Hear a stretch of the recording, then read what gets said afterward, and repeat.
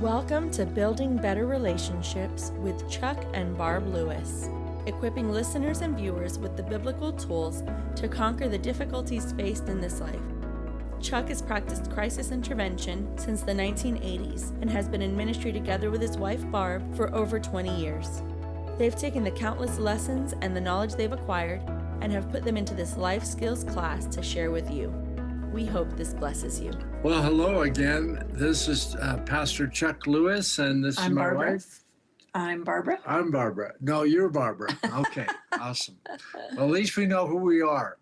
And we just welcome you today, and we're excited to be back with you to talk about these life skills that are really helping us in our relationship. And you know, I just want to say that, you know, practicing these life skills doesn't make you perfect.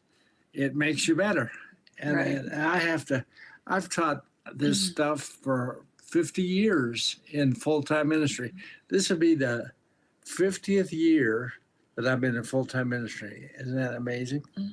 I bet it's longer than that. And what I like to think about is I haven't aged at all, and denial is a wonderful thing, right? Right. But even though we've been in it so long, I mean, I still have to practice. Yes, it is definitely easier to teach someone else how to do it than it is to do it yourself, because when your emotions get hooked, it's harder. It's definitely work. It is. Boy, when all the blood rushes to the large muscles of our body, we're not thinking as clearly as we are when we have full blood flow. Yeah. But today we're going to talk about a topic that really affects all of us in some ways. And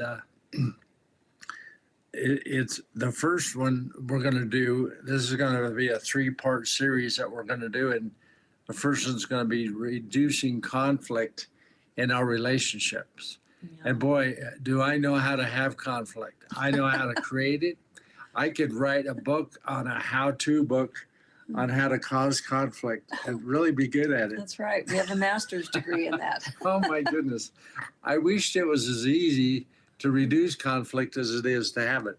Yeah. But you know, my theory and what my experience has been is the more I practice, you know, the less conflict I have.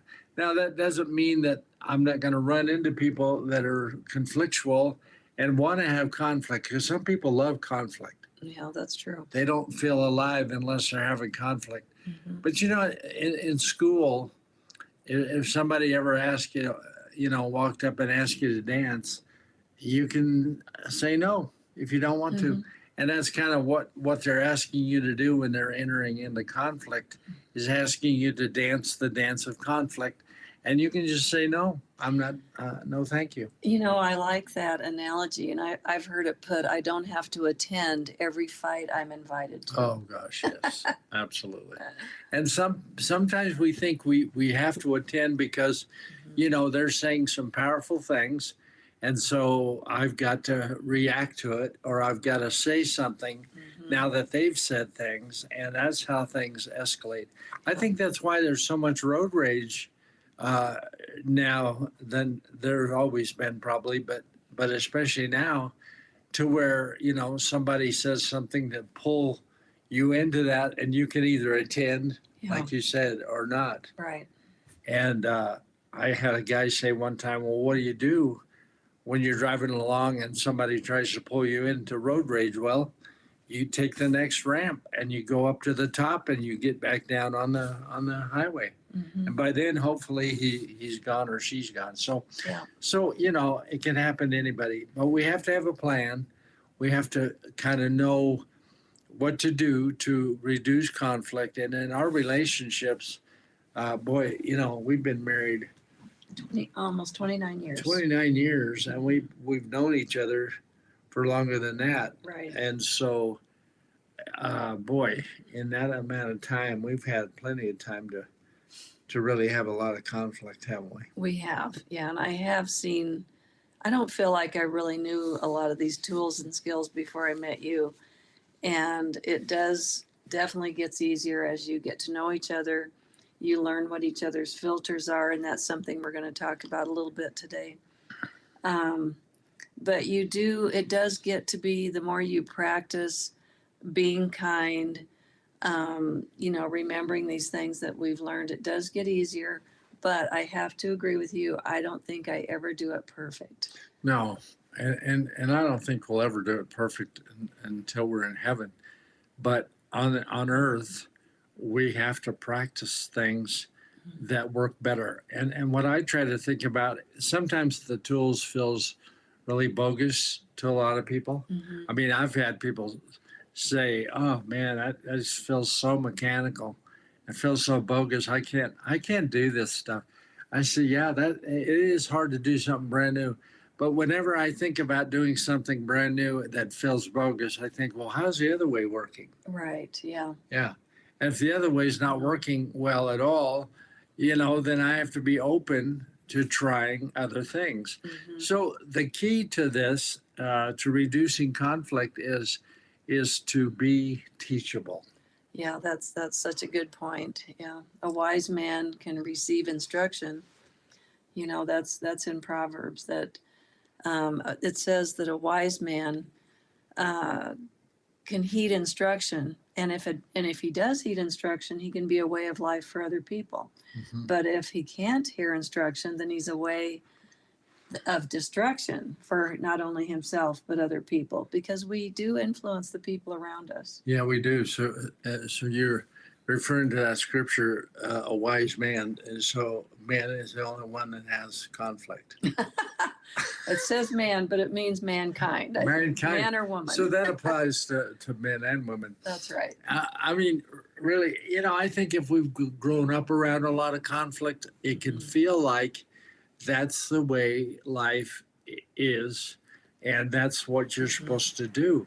I mean, growing up in my childhood, I seen a lot of conflict, but I didn't see a lot of resolution. I didn't see people resolving things, and now we're learning how to not only have conflict, but how to resolve it as well. Yes, in fact, until we got married, I don't think I ever experienced working through conflict all the way to resolution. And boy, that is so important, to not keep adding things to your toxic waste bank. But one thing we wanted to use as an example today is us doing a project together.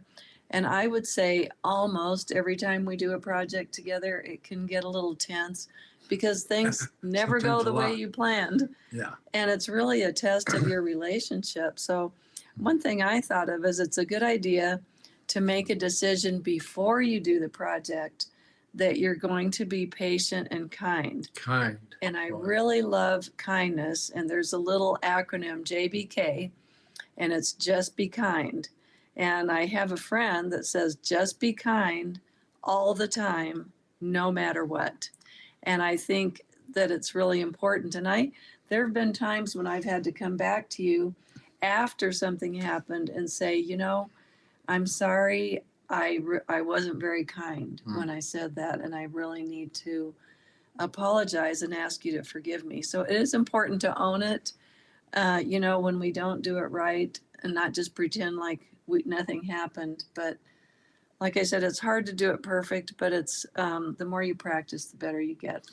But let's tell them about the project that we did together. Yeah, and I think that I learned a lot from that because I knew that I needed to be more teachable.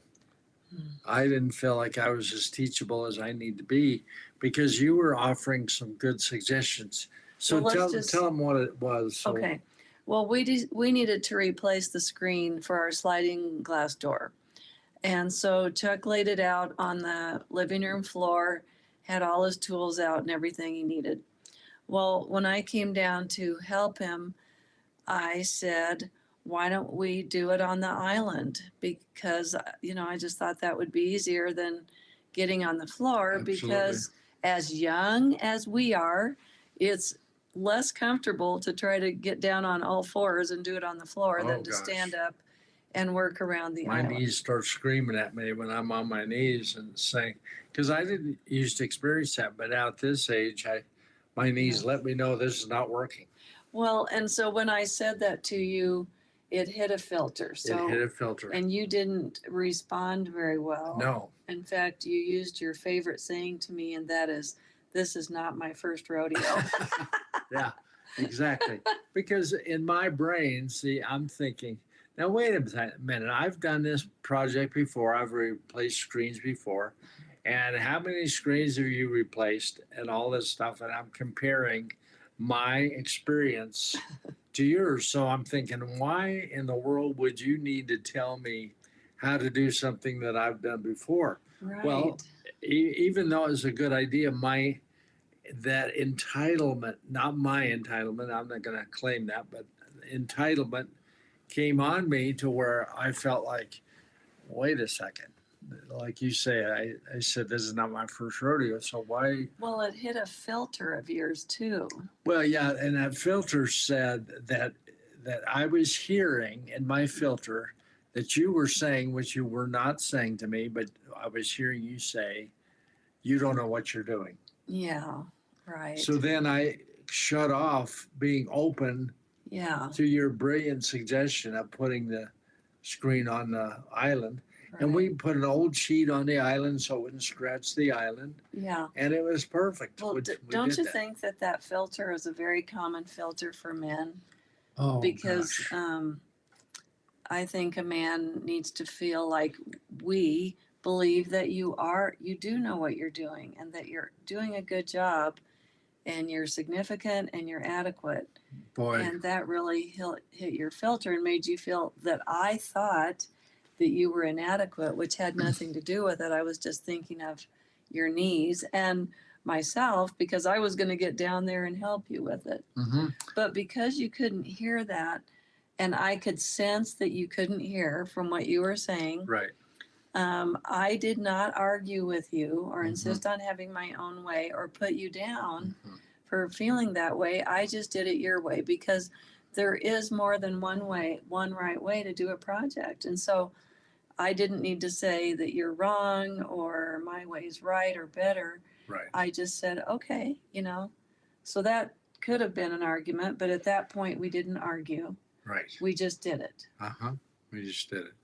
So yeah, I mean, it's what we're hearing that we're not hearing. Yeah. See, because I'm hearing something that you're not communicating. Right. And I'm hearing inadequacy. I'm hearing you think I don't have a brain in my head. Mm-hmm. I mean, all those things are going through my subconscious mind, even though I'm not speaking them. And I think a lot of couples, that's why they don't do projects together, Right. because they have so many conflicts when they're having a project that they're hearing things that are not being said, but they're hearing it out of their filter. Or their subconscious mind. Yeah. That's what that's why we're referring to the name filter, because it's our subconscious mind saying things to us. Could be from childhood, could be from adulthood. It could be from working for a boss that you could never please. Uh-huh. So now every project you do, those tapes are running from that person's voice, Right. saying, you're not doing this right. Well, don't you know how to do anything? All this kind of stuff. Right. And projects are not fun anymore. Right. And filters are based on life experience. So wounds that you've had in the past. So when something happens that hits a filter, it like Chuck escalating when we did that project was 5% what just happened and 95% his past. Right. So, and we all have filters. I mean, we both have filters, and I have one of catastrophic thinking. But anyway, that filter that was hit for you, and you escalated when I said that. And one thing that I heard Jimmy Evans say one time was, when your heart rate gets to 100, your hearing doesn't work anymore. The hearing just goes away. It's amazing how that works. And you can be talking and you're not really hearing each other. Right. The Bible says in Proverbs 14:12, it says there's a way that seems right unto a man or a person, but the ends thereof are the ways of death. So a lot of times what I think is right cannot be right at all.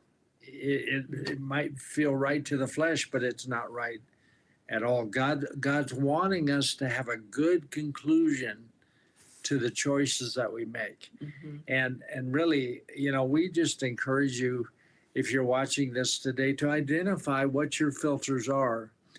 Do your own homework. Well, Pastor Chuck, how do I discover what my filters are? Well, whenever you react to a certain thing that happens, if there's a certain pattern to it, that can be a filter. Mhm. If you find yourself escalating over things that you didn't think you would ever escalate over, that can be a filter too. And do the research to find out, what is that connected to? Yeah, am I hearing a school teacher scold me in my subconscious mind? Am I remembering something that happened that was devastating to me? Well, that can develop a filter. So then after that, we're reacting to things now that has nothing to do with the situation presently, but it has everything to do with what happened in the past. Right. And I've heard too that it's really important to think before you speak. So if I say something and it sets Chuck off, or he says something and it sets me off, the acronym THINK is think before you speak, but THINK stands for, is what I'm about to say thoughtful, helpful, intelligent, necessary, and kind? And if it isn't, I probably need to keep my mouth shut. And in Proverbs 10:19, it says, in a multitude of words, transgression is not lacking, but he who restrains his lip is wise. But one thing Chuck and I did end up doing, when his heart rate came down and we had done the screen, we had some extra left over that we needed to cut off. We did end up, at that point, you were feeling better. You decided to go ahead and try it, or I probably suggested it again. But we did put it on the island and cut off the excess, and it was so much easier.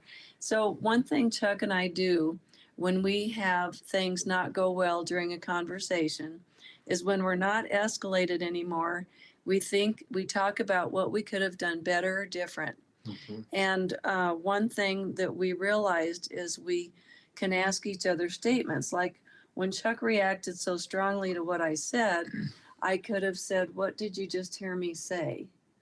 And then he could have identified that he had heard me say, you're not doing this right. You don't know what you're doing. Yeah. And I could have said, no, I'm just concerned about your knees. Thought it might be easier at the island. But we could have clarified.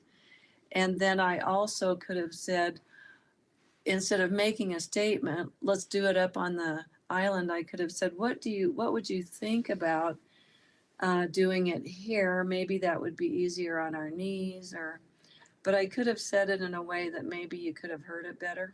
Well, and I really needed a timeout. I needed to do something that my brain would not want to do, and that would be to get something cold to drink and sit out on the patio and think about it for a minute.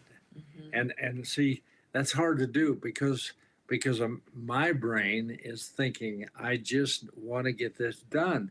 Yeah. Take a break, sit and drink some iced tea out on the patio. Why would I do that when the project's not done? Right. So, but you have to do that to break that pattern. Right. And if I'd taken the time out and just thought about it, then I would have de-escalated, and then probably out there on the swing, I would have probably said, that's a great idea you had. Let's put the screen up on the island. But do you think I did that? No, I just teach these skills. I don't actually do them. No, I try to practice. He really does live what he preaches. I really try to, really, but I don't always think about it at the moment. But it's what Barb and I learned to do is we learn to talk about things that have not worked. Mm-hmm. And afterwards we say, okay, how could we do that better? Because we felt like we were escalating. And so now we have to learn from it. Yeah. And just be open to change. Yeah. Be open to doing it a different way. Don't struggle through the same thing constantly, just that's not working. Yeah, and people do it all the time. I keep doing the same thing over and over. That's not working. We end up screaming at each other or whatever, but we get over it, type thing. Well, okay, that's good. But what about learning how to not get into the screaming match and not get escalated at all, or be dishonoring? We don't call each other names, or it never gets to that degree. But I know people that, I'm telling you, it gets horrible. They say things that can affect them for years afterwards. So we're redeemed or condemned by the words of our mouth, the Bible says. So we want to encourage you today to just try doing things differently. Try a timeout if you get escalated, and see if that works better for you. Yeah. Well, God bless you today. We've been great. It's been great being with you today. We're going to have 2 more segments on reducing conflict. So stay tuned in, and we will see you next time. If you are blessed by this ministry, please subscribe, like, and share. You can also make donations at chucklewisministries.com. Join us to keep uncovering the tools to build better relationships together. Let's do this again next week.